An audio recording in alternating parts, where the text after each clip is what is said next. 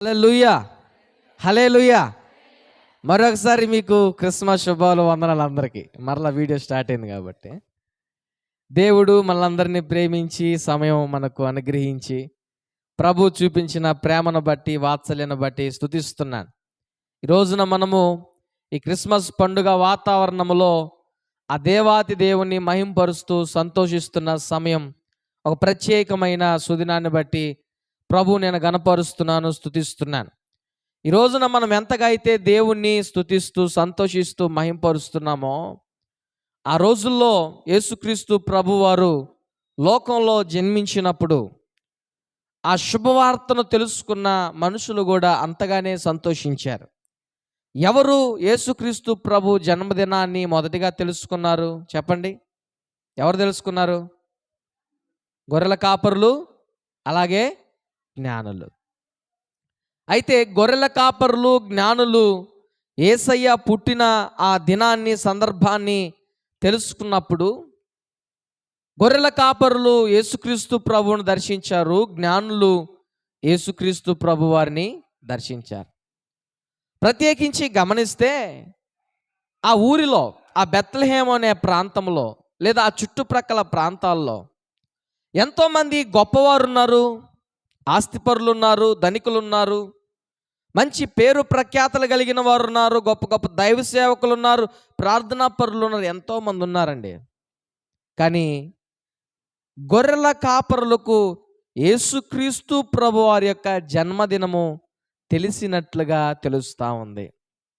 ఈ గొర్రెల కాపరుల ద్వారా అనేకులకు సువార్త ద్వారా యేసుక్రీస్తు ప్రభు వారి యొక్క జన్మదినం తెలిసినట్లుగా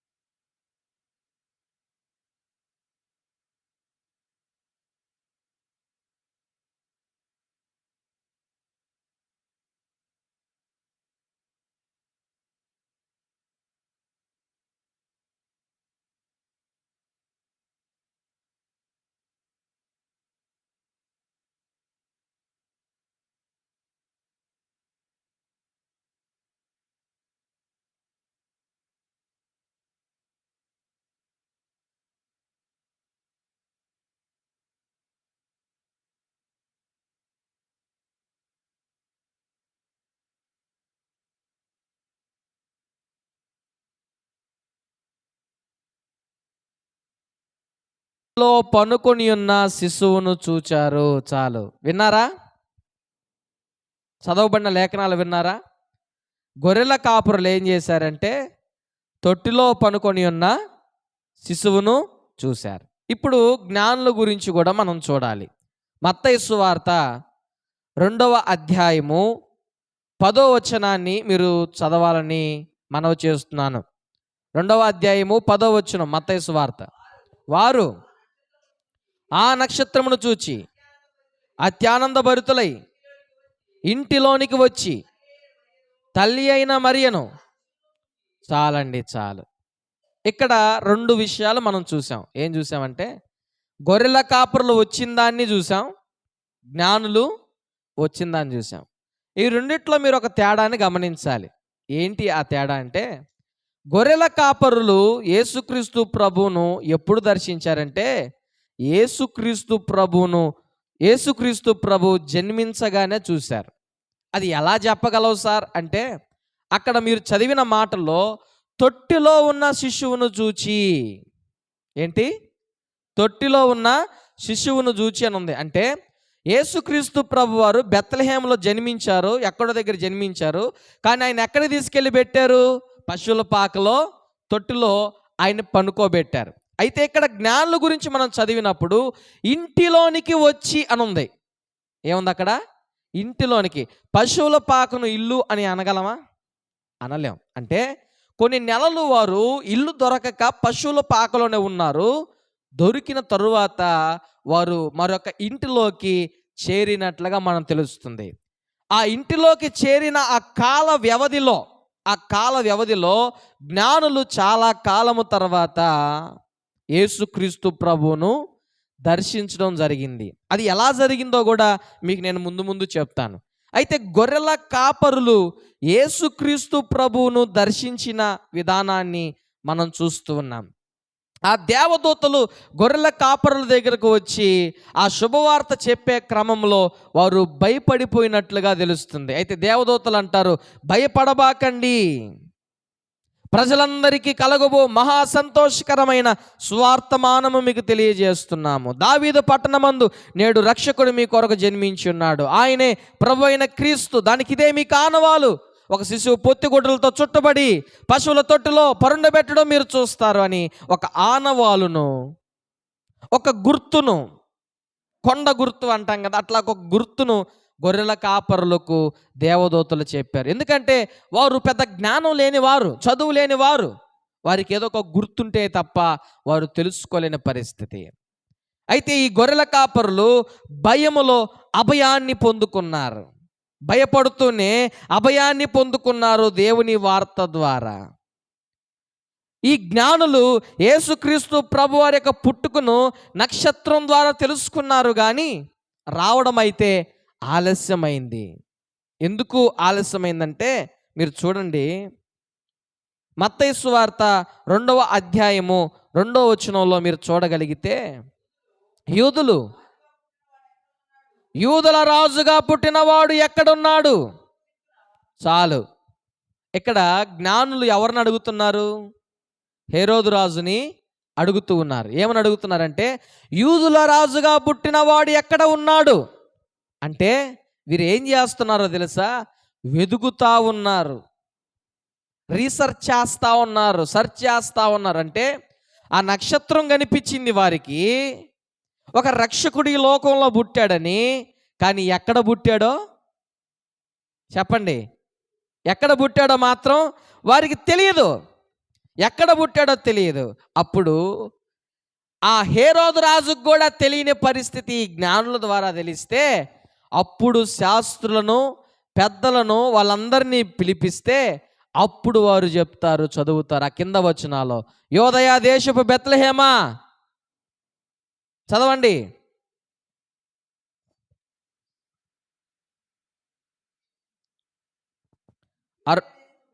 బెత్లెహేమా, నీవు యూదా ప్రధానులలో ఎంత మాత్రము అల్పమైన దానవు కావు, ఇశ్రాయేలీయులు నా ప్రజలను. ఆమేన్. చాలు. అప్పుడు తెలిసింది జ్ఞానులకి. ఏమని తెలిసిందో తెలుసా? ఈ లోకరక్షకుడు బెత్లెహేము అనే ప్రాంతంలో పుట్టాడు అని. అప్పటి వరకు కొన్ని నెలలుగా ఈ జ్ఞానులు యేసుక్రీస్తు ప్రభు వారిని వెతుకుతా ఉన్నారు, ఎక్కడ పుట్టాడు అని. కానీ గొర్రెల కాపరులు అయితే అలా కాదు, వెంటనే తెలుసుకున్నారు. దేవదూతల ద్వారా తెలుసుకున్నారు, ఊరు తెలుసుకున్నారు, ఇల్లు తెలుసుకున్నారు, దానికి గుర్తులు కూడా తెలుసుకున్నారు. ఎప్పుడైతే ఈ జ్ఞానులు వెతికి ఆ హేరోదు రాజభవనం దగ్గరికి వచ్చారో, ఎప్పుడైతే ఆ శాస్త్రులు ఆ ప్రవచన వాక్యాన్ని చదివారో, అప్పుడు ఒక క్లారిటీ అనేది వారికి వచ్చింది. అంటే ఈ జ్ఞానులు ఏం చేశారంటే దేవుణ్ణి వెతుకుతున్నారు. ఆ మాటకు మనకు అర్థమైపోవాలి ఏమని? యూదుల రాజుగా పుట్టినవాడు ఎక్కడ అనేదానికి క్వశ్చన్ మార్క్. అంటే మాకు తెలియట్లేదు, మీకేమైనా తెలుసా? ఒక లోకరక్షకుడైతే పుట్టాడు, ఆయన గురించి మేము వెతుకుతున్నాము, ఎక్కడ పుట్టాడో మాకు తెలియలేదు, కానీ మీకేమైనా తెలుసా? తెలిస్తే చెప్పండి దయచేసి అని హేరోదు రాజుతో జ్ఞానులు అడుగుతూ ఉన్నారు. ఆలోచన చేయండి, ఆలోచన చేయండి. ఎక్కడో ఉన్న తూర్పు దేశపు జ్ఞానులు, ఎక్కడో ఉన్న తూర్పు దేశపు జ్ఞానులు యేసుక్రీస్తు ప్రభు వారిని వెతుకుతా ఉన్నారు. ఎక్కడో ఉన్న తూర్పు దేశపు జ్ఞానులు ఆ ప్రాంతం తెలియగానే పరుగు పరుగున వెళ్ళడానికి ఆశపడుతూ ఉన్నారు. అలాంటిది ఆ దేశంలో ఉన్న మతాధికారులు, ఆ దేశంలో ఉన్న పెద్దలు, ఆ దేశంలో ఉన్న బోధకులు, ఆ దేశంలో ఉన్న రాజులు యేసుక్రీస్తు ప్రభు దగ్గరికి వెళ్ళేదానికి ఎవరు కూడా ప్రయత్నం చేసినట్లుగా అక్కడ కనిపించట్లేదు. బాగా ఆలకించండి. యేసుక్రీస్తు ప్రభు వారిని ఈ జ్ఞానులు వెతకడం వారికి ఉన్న ఆసక్తిని బట్టి, యేసుక్రీస్తు ప్రభు వారు పుట్టగానే ఒక నక్షత్రం కనిపించింది. ఎవరికి? జ్ఞానులకి. ఆ నక్షత్రం మరలా వెలిసింది వారి దగ్గర. హల్లెలూయా. ఎందుకో తెలుసా? వారికి యేసు దగ్గరకు తీసుకువెళ్ళేదానికి. అందుకే సామెతల గ్రంథంలో ఒక మాట ఉందండి, 8వ అధ్యాయం 17వ వచనంలో, జాగ్రత్తగా వెదికేవారు ఆయనను కనుగొంటారంట. ఎట్లాగా? జాగ్రత్తగా ఏ క్రైస్తవుడైతే దేవుణ్ణి వెతుకుతారో వారు దేవుణ్ణి కనుగొంటారు. జ్ఞానులు జాగ్రత్తగా వెతుకుతున్నారు యేసయ్యను. ఎక్కడ పుట్టాడు, మేము ఆయన దర్శించాలి, ఆయన కొనియాడాలి, ఆయన పూజించాలని గత కొన్ని నెలలుగా అక్కడ అడుగుతారు, ఇక్కడ అడుగుతారు, ఆ ఊర్లో అడుగుతారు, వారిని అడుగుతారు, తెలిసిన వాళ్ళని అడుగుతారు, మంచిగా చదువుకున్న వాళ్ళని అడుగుతారు, ఇంకా జ్ఞానం ఉన్న వాళ్ళని అడుగుతారు. అడుగుతూనే ఉన్నారు. ఎప్పటి వరకు అంటే యేసుక్రీస్తు ప్రభు జాడ తెలిసేంత వరకు. అయితే ఆ బెత్లెహేము అనే ప్రాంతం మీదుగా వారు వెళ్తున్న సమయంలో, ఆ ఊరికి యెరూషలేము నుండి వెళ్తున్న సమయంలో, వింటున్న ప్రజలారా, తూర్పు దేశంలో వారు ఉన్నప్పుడు కనిపించిన ఆ నక్షత్రం వారికి ముందుగా కనిపించింది. ఈ రోజున మీరు ఆలోచన చేయాలి. ఈ మాటలు వింటూ ఉండగా, దేవుని వెదికేవారు, దేవుని కనుగొనాలనుకునేవారు, దేవుని దగ్గరికి రావాలనుకునేవారు ఈ రోజున చాలా అరుదైపోయారు. గొర్రెల కాపరులు దేవుని దగ్గరికి వెళ్ళారు. చదువు లేనివారు, సంధ్య లేనివారు, జ్ఞానం లేనివారు. వారికి ఏం జ్ఞానం ఉందనండి? వారు మరియ దగ్గరికి వెళ్ళి ఆ శిశువును చూచి ఆమె చెప్పిన విషయాలన్నీ హృదయంలో భద్రం చేసుకొని అక్కడున్న ప్రజలందరికి కూడా సువార్త చేశారంట. మీరు ఆలోచన చేయండి, గొర్రెల కాపరులకు ఏమాత్రం జ్ఞానం ఉంటుంది? ఒకవేళ ఏదైనా చదవగలరేమో, లేదా ఈ రోజులను బట్టి ఇంకేదైనా రాయగలరేమో. అప్పటి రోజుల్లో చదువు సంధ్య గొర్రెల కాపరులకు ఉండేవి అనుకుంటున్నారా? నాకు తెలిసి అయితే ఉండేవి కావు. ఉన్నతంగా బ్రతికిన వాళ్ళు చదువుకునేవారు, గొర్రెల కాపర్లు ఏం చదువుకో ఉంటారు? అలాంటిది వారు సువార్త ప్రకటించారంటే వారికి ఉన్న ఆసక్తిని గురించి ఆలోచన చేయండి. వారికి ఉన్న దేవుని పట్ల ఉన్న ప్రేమను గురించి ఆలోచన చేయండి. చూడండి, వారు జాగ్రత్తగా దేవుని వెతికారు. కీర్తనలో 14వ అధ్యాయము 14వ కీర్తన 2వ వచనములో దేవుడంట మనుషుల్ని చూస్తూ ఉన్నాడంట. ఎందుకు చూస్తున్నాడో ఒకసారి చూడండి. 14వ కీర్తన 2వ వచనం, వివేకము కలిగి దేవుని వెదకువారు కలరేమో అని ఆకాశము నుండి నరులను చూచి పరిశీలిస్తున్నాడు. వివేకము కలిగి, బుద్ధి కలిగి, జ్ఞానము కలిగి దేవుని వెదికేవారు ఉన్నారా అని దేవుడు ఆకాశం నుండి చూస్తున్నాడంట మనుషుల్ని. ఈ రోజున వెదికేవారు లేకుండా పోయారు, కనుగొనేవారు లేకుండా పోయారు. గుర్తుపెట్టుకోండి నా ప్రియ సహోదరులారా, భయంకరమైన రోజుల్లో మనం జీవిస్తున్నాం. ఏ రోజు ఏం జరుగుతుందో తెలియని పరిస్థితుల్లో మనం జీవిస్తున్నాం. వయసుతో తేడా లేదు, అందం ఉందని కాదు, ఆరోగ్యం ఉందని కాదు, ఆరోగ్యం లేదని కాదు. ఏ రోజు ఏమి సంభవిస్తాయో తెలియని పరిస్థితుల్లో మనం ఉంటూ ఉన్నాం.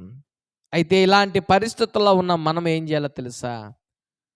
దీపం ఉండగానే ఇల్లు చక్కబెట్టుకోవాలని వాక్యం సెలవిస్తున్నట్లుగా, ఏ వ్యక్తి అయితే ఏ ఉద్దేశంతో ఈ లోకానికి వచ్చాడో ఆ ఉద్దేశాన్ని బట్టైనా మనం మన జీవితాలను సరి చేసుకోవాలి. మొదటి మీతో చెప్పాను, నశించిన దానిని వెదకి రక్షించుటకు మనుష్య కుమారుడు ఈ లోకంలోనికి వచ్చాడు, జన్మించాడు. నశించిపోయే వారిని రక్షించాలని. దేనిలో నుంచి? ఒకవేళ నీవు భయంకరమైన పాపాలు చేయకపోయి ఉండొచ్చేమో, కానీ ఈ లోకపరమైన ఆశల ద్వారా సమాధానం లేకుండా జీవిస్తున్నావేమో, కుటుంబ కలతల ద్వారా కృంగిపోతున్నావేమో, నలిగిపోతున్నావేమో, ఈ లోకపరమైన మనుషుల ద్వారా నీ జీవితాన్ని పాడు చేసుకుంటూ అస్తవ్యస్తం చేసుకుంటున్నావేమో, ఇతరులకు చూసి జాలిపడే నీవు నిన్ను చూసి జాలిపడేవారు లేక బాధపడుతున్నావేమో, ఇతరులని హక్కును చేర్చుకుంటున్నావు నీవు, నిన్ను హక్కును చేర్చుకునేవారు లేక కుమిలిపోతున్నావేమో. అయితే నీ కొరకు యేసయ్య ఈ లోకానికి వస్తే నీవేం చేస్తున్నావో తెలుసా? ఆ యేసయ్యను కనుగొనలేకపోతున్నావు, ఆ యేసయ్యను వెదకలేకపోతున్నావు, ఆ యేసయ్య దగ్గరికి రాలేకపోతున్నావు నీవు. అయితే దావీదు ఏమంటున్నాడో తెలుసా? దావీదు రాజు, కీర్తన 27:4 మీరు చూడగలిగితే, 27వ కీర్తన 4 యెహోవా యొద్ద ఒక్క వరం అడిగాను, దాన్ని నేను వెతుకుతా ఉన్నాను. యెహోవా ప్రసన్నతను చూసేదానికి, ఆయన ఆలయంలో ధ్యానం చేసేదానికి.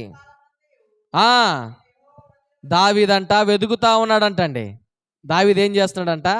వెతుకుతా ఉన్నాడంట. ఎందుకు? ఆయన ఆలయంలో ఉండేదానికి, ఆయన ప్రసన్నతను చూసేదానికి, జీవితాంతం ఆయనతో గడిపేదానికి ఒక రాజు కోరుకుంటా ఉంటే సామాన్యమైన మనుషులు కోరుకోలేకపోతున్నారు. ఎందుకు? పనికిరాని, చదువు సంధ్య లేని బేదలైన గొర్రెల కాపరులు యేసయ్యను చూడడానికి ఆశపడుతూ ఉంటే, సింహాసనంలో కూర్చున్న రాజులు కావచ్చు, అక్కడున్న ఆ మతాధికారులు, శాస్త్రులు, పరిసయ్యులు కావచ్చు, యేసయ్యను చూసేదానికి వెళ్ళలేదు. ఈ మాటలు మీరు బాగా ఆలోచన చేయండి. ఈ రోజున చాలామంది క్రైస్తవులుగా ఉన్నవారే దేవుని సన్నిధికి రాలేకపోతున్నారండి. దేవుని సన్నిధికి రాలేకపోతున్నారు. అన్యులు వస్తున్నారు, ఏమి తెలియని వారు వస్తున్నారు, జ్ఞానం లేని వారు వస్తున్నారు, అన్నీ తెలిసిన వారు ఏమో దూరం అయిపోతున్నారు. గొర్రెల కాపరులకు ఏం తెలుసు? ఏమీ తెలియదు. అలాగే ప్రధానులకు, శాస్త్రులకు తెలుసా? వాళ్ళే కదా జ్ఞానులకు చెప్పింది. ఏమని చెప్పారు? యోధా దేశపు బెత్లెహేమా, నువ్వెంత మాత్రము అల్పమైనదవు దానవు కావు, నీలో నుండే ఏలవోవాడు పుట్టుచున్నాడని చెప్పి అసలు వాళ్ళు చెప్తేనే హేరోదుకు రాజుకైనా జ్ఞానులకైనా క్లారిటీ వచ్చింది. చదువు జ్ఞానం సంధి ఉన్న వాళ్ళు మాత్రం దూరంగా ఉన్నారు, భక్తి గురించి తెలిసిన వారు దూరంగా ఉన్నారు, ఏమీ తెలియని వారు మాత్రం దేవుని దగ్గర ఉన్నారు. ఎంత విడ్డూరమో కదా, ఎంత ఆశ్చర్యమో కదా. ఒక రాజు, దావీదు రాజు అంటున్నాడు, నీ సన్నిధిలో ధ్యానం చేసేదానికి, నీ ప్రసన్నతను చూసేదానికి నేను వెతుకుతా ఉన్నాడంట దావీదు కూడా. ఈ రోజున వెదికే క్రైస్తవులు లేరు, దేవుణ్ణి వెదికే క్రైస్తవులు లేరు. అందుకే మొదట ఒక మాట చెప్పాను, ఆయనను జాగ్రత్తగా వెతికేవారు కనుగొంటారు, దేవుణ్ణి చూస్తారు, దేవుని కనుగొంటారు, దేవుని ద్వారా మేలులు పొందుతారు, దేవుని ద్వారా ఆశీర్వాదాలు పొందుతారు. అడగండి మీకు ఇవ్వబడతాయి, వెతకండి మీకు దొరుకుతాయి. అడుగుతూ ఉండండి, వెతుకుతూ ఉండండి, ప్రభువు మీ పట్ల కార్యం చేస్తారు. ఈ లోకపరమైన బాధలు, కష్టాలు ప్రతి మనిషికి ఉండేవే. ఏ ప్రాంతంలో బాధలు లేవు, ఏ ఊర్లో కష్టాలు లేవు, ఏ ఊరిలో రోగాలు లేవు, ఏ ఊరిలో ఏ కాలనీలో మరణాలు లేవు, ఏ ఊరిలో ఏ ప్రాంతంలో బాధలు లేవు. బాధలు లేని ప్రాంతం, రోగాలు లేని ప్రాంతం, మరణాలు లేని ప్రాంతం, సమస్య లేని ప్రాంతం ఎక్కడ ఉందో దయచేసి నాకు చూపించండి. అందుకే యేసుక్రీస్తు ప్రభువారు ఈ లోకానికి వచ్చారు. నెమ్మది లేకుండా బాధపడుతున్న ప్రజలారా, నా యొద్దకు రండి, మీకు నేను విశ్రాంతినిస్తాను. గుర్తుపెట్టుకోండి, మీరు డబ్బును సంపాదిస్తారు, పేరును సంపాదిస్తారు, లేదా ఒక అధికారాన్ని కూడా సంపాదించుకోగలరు. సమాధానాన్ని సంపాదించుకునేవాడు ఎవడైనా ఉన్నాడేమో నాకు చూపించండి. ఎంతైనా డబ్బు పెడితే అది దొరకతదేమో అని ఇచ్చేవాడు ఎవరైనా ఉంటే నాకు తెలియచేయండి. ఈ రోజున గొప్ప గొప్పోళ్ళు, ఉన్నోళ్ళు, డబ్బున్నోళ్ళు, అధికారులు, గొప్ప గొప్పోళ్ళు ఆత్మహత్యలు చేసుకొని చనిపోతున్నారు తెలుసా? సినీ యాక్టర్స్ వారు అనుభవించిన సుఖమా? వారు చెయ్యని పనులా? వారికి లేని లగ్జరీయా? వారికి లేని పేరు ప్రఖ్యాతలా? ఎందుకు వారు ఆత్మహత్యలు చేసుకొని చనిపోతున్నారో తెలుసా? ఒక్క సమాధానం అనేది లేక. హృదయానికి నెమ్మది అనేది ఒక్కటి మాత్రమే లేక వారు చనిపోవడం మనం చూస్తా ఉన్నాం. అందుకే దేవుడు అంటున్నాడు దేవదూతల ద్వారా గొర్రెల కాపరులతో, సర్వోన్నతమైన స్థలములలో దేవునికి మహిమయు ఆయనకిష్టులైన మనుషులకు భూమి మీద సమాధానము కలుగునుగాక. సమాధానం కలగాలని దేవుడు దేవదూతల ద్వారా చెప్పించాడు, వారికి కలిగించాడు. ఎందుకో తెలుసా? మనుషులను పైనుండి చూస్తా ఉన్నాడు దేవుడు. మనుషుల్ని ఎక్కడి నుంచి చూస్తున్నాడు? పైనుండి చూస్తున్నాడు. అయితే వాళ్ళకు అర్థమైన విషయం ఏంటంటే మనుషులకు అన్నీ ఉన్నాయి కానీ లేనిది సమాధానం అని గ్రహించారు. ఏంది? మనుషులకు అన్నీ ఉన్నాయి కానీ లేనిది ఏంది? సమాధానమే. ఆ సమాధానమే మీకు నేను ఇస్తాను అని. మీకు ఏదైతే లేదో అది మీకు నేను ఇస్తాను. ఎవరు ఇవ్వలేనిది, ఎక్కడ దొరకనిది నా దగ్గర మీకు దొరుకుతుంది. ఎక్కడ దొరకదు, ఎవరు ఇవ్వలేరు, కానీ దేవుని దగ్గర దొరుకుతుంది. దేవుని దగ్గర ఉన్న ప్రశాంతత, దేవుని దగ్గర ఉన్న ఆ యొక్క సంతోషం మీరు గుర్తుపెట్టుకోండి. ఒకవేళ సినిమా హాల్లో మీరు కూర్చుంటే 2 గంటలే, లేదా ఇంకేదైనా పని చేయాలని మీరు ఆశపడుతుంటే ఆ పనిలో కూడా కొంత సమయం మీకు సంతోషం. కానీ దేవునితో ప్రతిదినం మీరు గడిపితే ఆ సంతోషం మీకు ఆ రోజంతా కూడా ఉంటుంది, పని చేస్తూ ఉంటుంది. మీరు ప్రతిదినం దేవునితో సహవాసం చేయగలిగితే, ఆయన్ని వెతకగలిగితే, ఆయన కనుగొనగలిగితే, ఆయన దొరికేంత వరకు, ఆ ప్రసన్నత అభిషేకం పొందుకునేంత వరకు మీరు ప్రయత్నం చేస్తూ ఉంటే మీకు ఖచ్చితంగా అట్టి కృప కలుగుతుందండి. బైబిల్ చెప్తుంది, ఏమని చెప్తుంది? 105వ కీర్తన 4వ వచనంలో యెహోవాను వెదకండి అని సెలవిస్తూ ఉంది. యెహోవాను వెదకుడి. చూడండి, యెహోవాను వెదకండి, ఆయన బలమును వెదకండి. ఆమేన్, హల్లెలూయా. ఏం వెతకాలంట? యెహోవాను వెతకాలంట, ఆయన బలమును వెతకాలంట, ఆయన సన్నిధిని నిత్యం వెతకాలంట. బా, కానీ వెతుకుతున్నారా క్రైస్తవులు? సామెతలో ఉన్నమాట 15వ అధ్యాయం 14వ వచనం, బుద్ధిమంతుని మనసు జ్ఞానాన్ని వెతుకుతాది. ఏంటి? బుద్ధిమంతుని మనసు జ్ఞానాన్ని వెతుకుతాది. ఈ రోజున అనేకులు క్రైస్తవులు బుద్ధిమంతులుగా కనిపించట్లేదండి, కనిపించట్లేదు. జ్ఞానాన్ని వెతకలేకపోతున్నారు, అజ్ఞానాన్ని వెతుకుతున్నారు. ఒకవేళ నా ప్రియ సహోదరులారా, ఒకవేళ మీరు ఈ లోకపరమైన బాధ్యతలను బట్టి కొంచెం నిరుత్సాహపడిపోయి ఉన్నారేమో, కొంచెం ఎక్కువగా స్ట్రెస్కు లోనై ఉన్నారేమో, ఈ లోకపరమైన బాధ్యతలు, ఉద్యోగాల ద్వారా మీరు ఎక్కువ బిజీ అయిపోయారేమో. కానీ గుర్తుపెట్టుకోండి, దేవునికి కూడా మీ జీవితంలో కొంచెం సమయం ఇవ్వండి. దేవునికి కూడా మీ జీవితంలో కొంత సమయాన్ని కేటాయించండి. మీ జీవితంలో ఉద్యోగానికి సమయం ఉంది, స్నేహితులకు సమయం ఉంది, కుటుంబానికి సమయం ఉంది, అన్నిటికీ సమయం ఉంది. కానీ దేవునికి సమయం ఉందో లేదో ఒకసారి ఆలోచించేయండి. కనీసం వారానికి ఒక్కసారైనా దేవునికి సమయం ఇవ్వలేకపోతున్నామేమో ఆలోచన చేయండి. ఒక పెయింట్ వేసుకునే ఆయన మేస్త్రిగా ఉన్న సమయంలో, మేస్త్రిగా లేకుండా కూలి పని చేసుకున్న సమయంలో, ఆదివారం రోజున మందిరానికి వెళ్ళే క్రమంలో ఆ ఇంటికల్లా ఆ మేస్త్రి, ఆ పని చేయించే మేస్త్రి, ఈరోజు నేను పంపించకపోతే నిన్ను పనిలో నుంచి, నువ్వు వెళ్ళే పని అయితే పనిలో నుంచి తీసేస్తానని చెప్పి కొంచెం బెదిరింపుగా మాట్లాడినప్పుడు, ఆయన బెదిరింపుగా మాట్లాడిన ఆ కూలిని వదిలేసుకొని మందిరానికి వచ్చాడు. మందిరానికి వచ్చి ఆ మందిరంలో చూసి బాధపడుతూ, వేదన చెందుతూ, అతని ఆర్థిక పరిస్థితులు బాగాలేక ముందుకు వెళ్తూ ఉంటే, కొన్ని రోజుల తర్వాత, చాలా కాలం తర్వాత బాధపడుతున్న ఆ వ్యక్తి ఒక కొత్తగా ఇల్లు కట్టిన ఆయన, నా ఇంటికి పెయింట్ వేస్తావా అని చెప్పి పిలిచాడంట. అయితే నేను వేస్తాను చేస్తాను పని అంటే పని ఒప్పుకొని చేసిన తర్వాత ఆ ఇల్లును చూసిన చాలామంది ఆయనకి పని వచ్చేదానికి అవకాశం కలిగినప్పుడు ఏ మేస్త్రి దగ్గర అయితే ఆయన పని నుంచి వచ్చేసాడో ఆదివారం కోసం ఆయనకంటే పెద్ద మేస్త్రిగా మార్చబడ్డాడు ఆ ప్రాంతంలో. యథార్థంగా జరిగిన విషయాన్ని మీతో నేను పంచుకుంటా ఉన్నాను. ఎందుకు ఈ మాటలు చెప్తా ఉన్నానంటే, దేవుని కొరకు నువ్వు దేనైనా త్యాగం చేస్తే దానికి రెట్టంతల దీవెన నీకు అనుగ్రహిస్తాడు. ఖచ్చితంగా నువ్వు దేవుని వెదకు. మొదటగా ఆయన వాక్యం ఏం సెలవిస్తుందో తెలుసా? మొదట నా నీతిని నా రాజ్యాన్ని మీరు వెతకండి, అప్పుడు మీకు అవన్నీ కూడా దొరుకుతాయి. ఏవి? ఆ పైన ఉన్నాయి మాటలు: వస్త్రములు, ఆహారము, ఈ లోకపరమైన ధనము. అక్కడ మాటలు చాలా స్పష్టంగా ఉన్నాయి. మీకు ఇవన్నీ నేను ఇస్తాను, అయితే మొదట నా నీతిని నా రాజ్యాన్ని వెతకండి. వెతికే ఆ పరిస్థితి క్రైస్తవులకు లేకుండా పోయింది కదా. వెతికే మనసు క్రైస్తవులకు లేకుండా పోయింది కదా. ఆలోచన చేస్తున్నారా?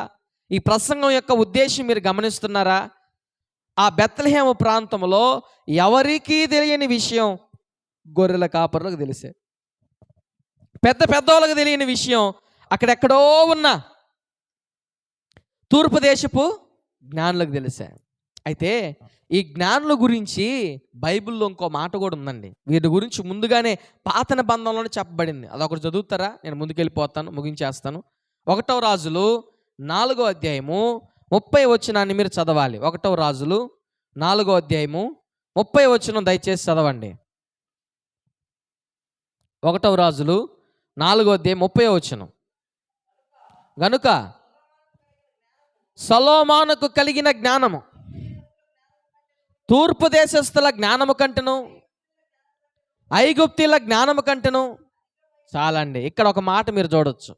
దేవుడు సొలొమోనుకు జ్ఞానం ఇచ్చిన తర్వాత సొలొమోను జ్ఞానం విషయంలో కొన్ని దేశాలు అక్కడ మెన్షన్ చేయబడ్డాయి. ఏం దేశాలు అయ్యి?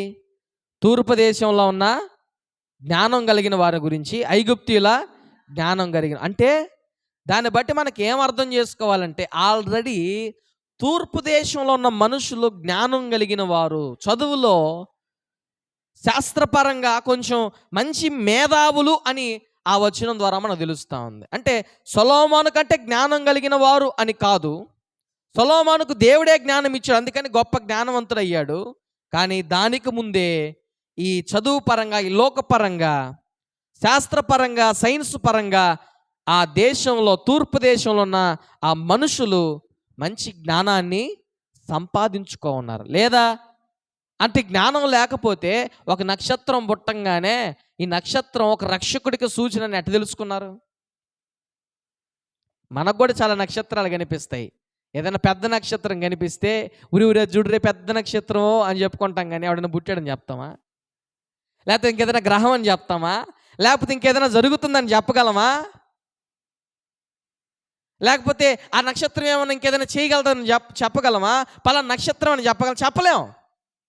చాలా పెద్ద నక్షత్రం అని చెప్తాం, లేదా చిన్నగా కనిపిస్తుందని చెప్తాం, అసలు కనిపించట్లేదని చెప్తాం, చీకటిగా ఉందని చెప్తాం, అది చాలా తక్కువ కాంతి ఉందని చెప్తాం, ఇది చాలా ఎక్కువ కాంతి ఉందని చెప్తామే. కానీ దాని గురించి మనకు సరైన అవగాహన ఉంది. కానీ ఒక నక్షత్రాన్ని చూచి ఒక రక్షకుడు పుట్టాడని చెప్పగలిగాడంటే వాళ్ళు ఎంత జ్ఞానులు ఆ దేశంలో ఉండే వాళ్ళు అర్థం చేసుకోండి. అటువంటి వారు దేవుని పూజించారు. అసలు ఏమీ జ్ఞానం లేని వారు దేవుని పూజించారు. క్రైస్తవులు మాత్రం ఇంట్లో దుప్పటి కప్పుకొని పనుకో ఉండారు. ఏంది? అక్కడెక్కడో వేరే ఊరిలో ఉండేవాళ్ళు వచ్చా, గొర్రెలు కాసుకునే వాళ్ళు వచ్చా, నిత్యం దేవుణ్ణి ఆరాధించేవారు, బైబిల్ గురించి తెలిసిన వారు క్రైస్తవులు, పుట్టుకతో క్రైస్తవులు మాత్రం మీరు వెళ్ళి చూసిరండి. చూసి వచ్చిన తర్వాత నాకు చెప్పండి, అప్పుడు నేను వచ్చి చూస్తానని చెప్తాడు హేరోదు రాజు. అది కూడా ఏంది? కుట్రతోటి, మంచి ఉద్దేశం కాదు, చంపేద్దామని వాడి ప్లాన్ చిన్న ప్లాన్ కాదు. అందుకే 3 సంవత్సరాల పిల్లలందరినీ, అంటే ఇప్పుడు దీన్ని బట్టి మీరు అర్థం చేసుకోవాలి. మొదట మీకు చెప్పానే, గొర్రెల కాపురులు ముందెళ్ళారా, జ్ఞానులు ముందెళ్ళారా అని. గొర్రెల కాపురులు ముందే వెళ్ళారు, జ్ఞానులు వెనకెళ్ళారు. లేదా 3 సంవత్సరాల పిల్లల్ని చంపించడానికి హేరోదు రాజు ఏం చిన్నోడు కాదు. దానికి ముందు జ్ఞానులు పంపించేదానికి ముందు రహస్యంగా జ్ఞానులు పిలిపించి, ఎప్పుడు మీకు నక్షత్రం కనిపించింది, ఏ కాలంలో నక్షత్రం కనిపించింది, ఎలా కనిపించింది, మీరు ఎలా తెలుసుకున్నారు, వివరంగా తెలుసుకున్నాడంట. అక్కడ ఉన్నాయి మాటలు. వాళ్ళ దగ్గర నుంచి వివరంగా డేటా లాగి జ్ఞానులు పంపించేస్తే, జ్ఞానులు చూస్తే మళ్ళీ హేరోద్ దగ్గరికి వస్తుంటే దూతల ద్వారా వాళ్ళు ఊరుకోళ్ళు వెళ్ళిపోతే హేరోద్ తెలుసుకున్నాడు ఏమని, వీళ్ళు నన్ను మోసం చేశారని. అప్పుడు చెప్తాడు, 3 సంవత్సరాల పిల్లలను అందరినీ కూడా చంపండి అని చెప్పేశాడు. అంటే జ్ఞానులు వచ్చేసరికి కొన్ని నెలలయ్యింది, ఇంచుమించుగా 1 సంవత్సరం అట్ట కూడా ఉండొచ్చేమో. అంటే పశువుల తొట్టులో ఉన్నప్పుడే గొర్రెల కాపరులు చూచారు, ఇంటిలోకి షిఫ్ట్ చేయబడిన తర్వాత జ్ఞానులు వచ్చారు. కాబట్టి ఈ విషయాన్ని మీరు గమనించాలి. ఏమని గమనించాలంటే, అల్పులు ఎందుకు పనికిరాని వారు దేవుని స్తుతిస్తున్నారు, గొప్ప జ్ఞానవంతులు దేవుని స్తుతిస్తున్నారు, క్రైస్తవులు మాత్రం దేవుని స్తుతించలేకపోతున్నారు, వెదకలేకపోతున్నారు. అసలు ఆలోచన చేయండి, ఒక మాట ఆలోచన చేయండి. గొర్రెల కాపరుల కంటే గొర్రెలు మేపుతా ఉంటారు కాబట్టి అవి చేసే అశుద్ధం కానీ ఆ వ్యర్థాలు అవన్నీ కూడా వారికి అలవాటే. వారికి పెద్ద వాటినికో ఏం ఇబ్బంది లేదు. వారు పశువుల పాకలో మొక్కేదానికి కూడా నాకు పెద్ద ఇబ్బంది పడి ఉండరు గొర్రెల కాపరులు. కానీ జ్ఞానులు, కొంచెం చదువుకున్నవారు, డిగ్నిఫైడ్గా ఉన్నవారు, ఒక మంచి స్థితి కలిగిన వారు, వారు పశువుల తొట్టులోకి రాకపోయినా, ఆ పాకల దగ్గరికి రాకపోయినా, వారు ఉన్న ఒక చిన్న ఇంటిలోకి వచ్చి దేవుణ్ణి స్తుతించగలిగారంటే, పూజించారంటే, వారి కానుకలు ఇవ్వగలిగారంటే, వారికి ఉన్న భక్తి చూడండి, వారికి ఉన్న ఆ తగ్గింపు చూడండి, వారికి ఉన్న విధేయత చూడండి. ఈ రోజున మనం ఆలోచన చేయండి, మనకున్న స్థితిని బట్టి, మనకున్న పరిస్థితులను బట్టి మనం దేవుని వైపు చూడగలుగుతున్నామా? గుర్తుపెట్టుకోండి, యేసయ్యను వెదకలేకపోతున్నాం. ఒకవేళ పండగ నాట ఉదయాన్నే కానీ కుటుంబానికి చొప్పున 10,000 రూపాయలు ఇస్తున్నాము, ఉదయం మీరు 8 గంటలకు రండి అని చెప్తే వెంటనే నాకు ఫోన్ వస్తుంది, సార్ ఉదయం బాగలేదు, వాతావరణం బాగలేదు, కాబట్టి మీరు సాయంత్రం 4 గంటలకు వచ్చి పెట్టిపోడు సార్. దేన్ని? క్రిస్మస్ని. అసలు సబ్జెక్ట్ ఏందో తెలుసా? ఉదయం వాతావరణం బాగలేక కాదు, 10,000 ఎఫెక్ట్ అది. ఏంది? 10,000 ఉదాహరణకు చెప్తున్నాను లేండి, మీరు వెళ్ళరా కాదు, మనుషుల స్వభావం గురించి చెప్తున్నాను. ఈ రోజున అలాంటి వాటి విషయంలో ఎంతమంది దేవుని విడిచిపెట్టిపోతున్నారు? స్నేహితులు పిలిచారనో, బంధువులు పిలిచారనో ఆదివారం పూటే పిలుస్తారు వాళ్ళు కూడా.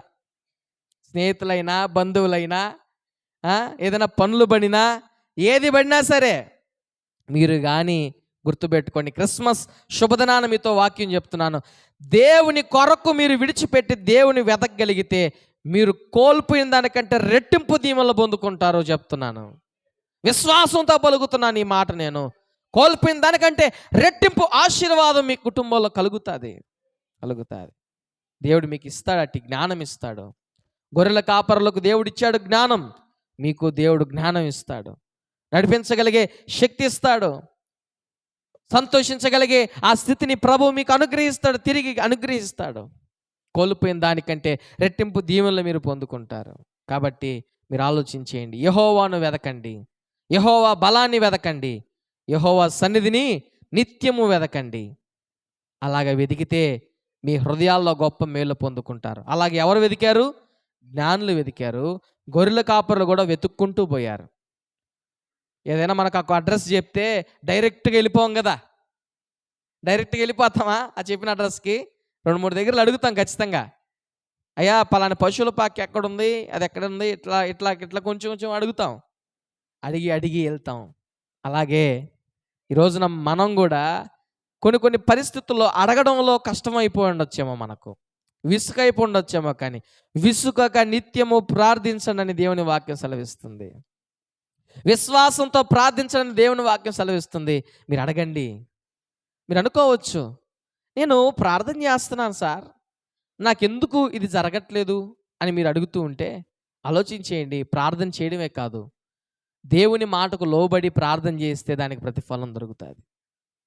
నువ్వు మాట వినకుండా ప్రార్థన చేస్తున్నానంటే ఎలా జరుగుతుందండి?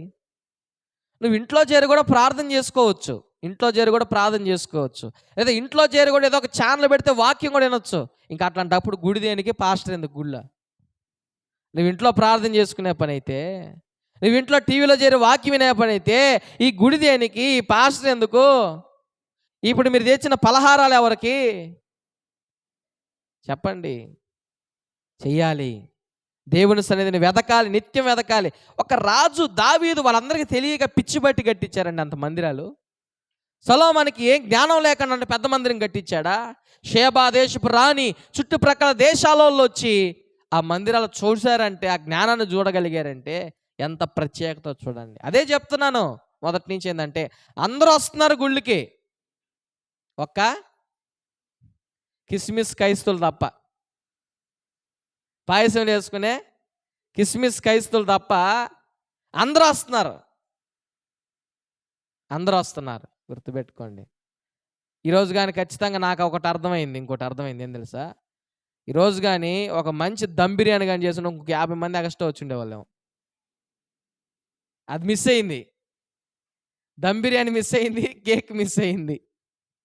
ఇక్కడే కాదులేండి, ఇక్కడే నేను అంతా చూస్తూ ఉంటాను కదా చాలా దగ్గరలో. మొన్న ఒక పాస్టర్ మా నాన్నగారికి పెట్టారు ఒక వీడియో, క్యారల్స్ తిరిగే వీడియో పెట్టారు. చాలామంది జనం వస్తున్నారు, చాలామంది జనం వెళ్తున్నారు ఇంటికి. అప్పుడు మా నాన్న అడిగాడంట, ఏమన్నా మీ చర్చికి ఇంతమంది క్యారల్స్కి వస్తూ ఉన్నారు, ఇంత వేకోజామని అంటే, ఏం లేదు తమ్ముడా, ఉదయం నా ఇంటికి వాళ్ళు మటన్ బిర్యానీ పెడుతున్నారు, అందుకని ఎంతమంది వచ్చారన్నాడంట. ఏంది?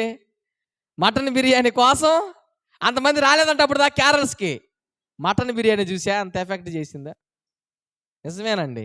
ఒకవేళ కానీ ఈరోజు కానీ ఎక్కడికైనా మటన్ బిర్యానీ కానీ చేసిందిరా, అండ్లాల్లో మెతుకు కనిపించేది కాదు.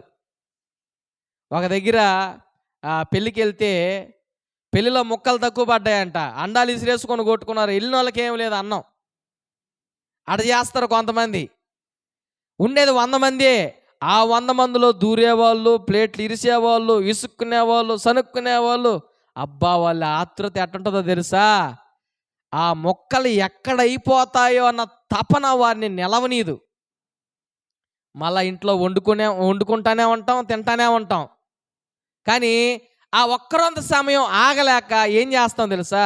అటు దూరతాం, ఇటు దూరతాం. అవ్యా, నిలవబడలేకున్నానయ్యా, రానాయినా, ఈయనైనా, ఏందయ్యా నువ్వా, వెళ్ళాలయ్యా, ఇదిగో బాబాయ్ వెళ్ళిపోతున్నాడయ్యా, పనికే మామ వెళ్ళిపోతున్నాడయ్యా.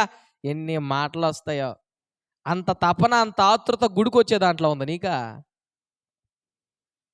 బిర్యానీ దగ్గర ఉన్నంత తపన, అంత ఆలోచన గుడికి వచ్చేదానికి ఉందా? అంత ఆరాట పడుతున్నా నువ్వా? ఏ రోజైనా ఆరాటపడి ఉంటా? ఆలోచించి ఈ మాటలు. ఏ రోజున అట్ట ఆరాటపడి ఉంటా గుడికి వచ్చే దాంట్లో? లే. పాస్టర్ ప్రార్థించేటప్పుడు మంచం మీద కాలు వేసుకొని పనుకో ఉంటావు నువ్వు ఇంట్లో. పాస్టర్ ప్రార్థన చేసి పాట పాడితే, పాస్టర్ ఉత్తర ప్రత్యుత్తరాలు చదివాడా? అప్పుడు లేస్తాడు. అప్పుడు లేచి ఆమె అప్పుడు ఇరుసుకొని ఇంటికి ఇట్ట దువ్వుకొని వదిలితే అవి ఆరేది ఎప్పుడుకో వచ్చేటప్పుడుకో. ఆశీర్వాదంకి వస్తారు స్త్రీలు పురుషులు. ఆరాలా, ఎండబెట్టాలా, మళ్ళా గుడ్డలు వేసుకోవాలా. ఓయమ్మ ఎంత తతంగమో. అదే మటన్ బిర్యానీ పెడతానని చెప్పాడా గుళ్ళ? అట్టే చుట్టుకొని వచ్చేరా తొడవకుండా ఎంటుకులు కూడా. అవి ఏం గుడ్డలు వేసుకున్నారో తెలియదు, సెంటు కొట్టారా లేదు, పొగట కొట్టారా లేదు, అది ఫస్ట్ అయిపోతుంది అక్కడ. ఏంది? అదే ఆతృత పాస్టర్ ప్రార్థన చేసేటప్పుడు కనిపిస్తుందా మనక? ఉందా, వెళ్దాంలే, ఇప్పుడే కదా ఆయన వచ్చిందే, ఇప్పుడే కదా వచ్చిందే, పామా గుడికే పోదాంలే, వెళ్దాం. ఓ అబ్బా, ఆయన వాక్యం చెప్పేది 8:30 నాకు బాగా తెలుసు, 9:30 ముగిస్తాడు, 8:10కి వెళ్దాం. ఎన్ని గంటలకు వెళ్దాం? కానీ గొర్రెల కాపరులు అట్లాగ అనుకోవాలా? గొర్రెల కాపరులు అలాగ అనుకోలేదండి. జ్ఞానులు కూడా అలాగ అనుకోలే. ఏమనుకున్నారంటే తెలుసా? మా కొరకు రక్షకుడు జన్మించాడు, ఆయన వెళ్ళి మేము చూడాలి. హల్లెలూయా!